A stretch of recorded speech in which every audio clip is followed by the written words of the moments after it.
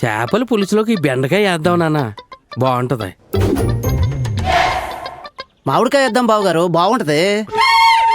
ముందు పులుసుని పులుసులో ఉండదాం, అప్పుడు ఇంకా బాగుంటది. మనం వంటకాలమే కదా నాన్న. పొద్దున్న బోండాలు వేసావు, మధ్యలో ఉన్న పిండితో మళ్ళీ బోండాలు వేసుకోవచ్చు తెలుసా? మరి నేను చేసిన ఉప్మా ఎలా ఉంది? బయట బిల్డింగ్ పని జరుగుతుంది కదా, తాపి మీద తిరిగి ఇచ్చేసాను. సంతోషంగా తిన్నాడా? లేదు, ఇటుకల మధ్యన సిమెంట్లో పడేసాడు. పాపం నేను చేసిన పూరీలతోనే వాళ్ళ పొట్టలు నింపుకున్నారు. అయి పూరిలా మధ్యాహ్నం భోజనంలో కప్పడాలు వేసారేమో నన్ను పక్కనెట్టేసామే.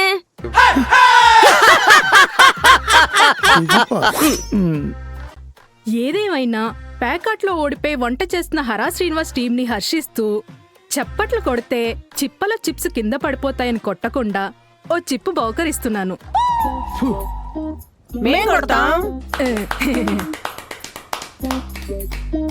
సాకు చేతిలో ఉన్నప్పుడు చమత్కారాలు ఆడొద్దు. పేలర్ చేతిలో ఉన్నప్పుడు ఎక్కువ పేలొద్దు. మావయ్య గారు కుకింగ్ చేసేటప్పుడు కోప్పడద్దని చెప్పాను కదా. ఎలా అల్లుడు? నేను ఇక్కడ సొరకాయ గీస్తుంటే ఆ సొట్టమోహన్ అక్కడ సోకులు చేస్తుంది.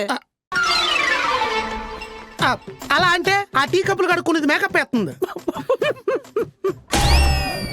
నేను అరుస్తున్నానా, ఆవేశపడతానా? నా మొహంలో ఎంత కోపం అన్నా కనబడుతుందా? లేదు నాన్న, దీని అసలు కోపం అంటారు. లేదు నోరు తెరు.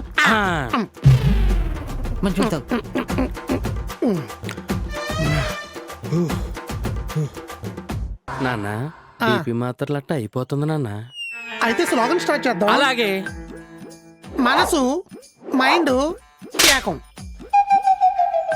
దొండకాయ బెండకాయ వంటే మా గుండెకాయ. దొండకాయ బెండకాయ వంటే మా గుండెకాయ. ఉప్పు కారం మసాలా మీదే మమకారం. ఉప్పు కారం మసాలా మీదే మమకారం. ఆయిల్ తో ఆహారం అందరమే ఆగ్రహం. ఆంపట్ ఆపట్టు. తిన్నాక మేం ఫట్టు.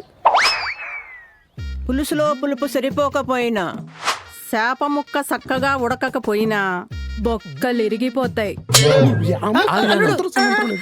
అదే ముక్కలు చాప ముక్కలు ఇరిగిపోతాయి అంటున్నా. అబ్బా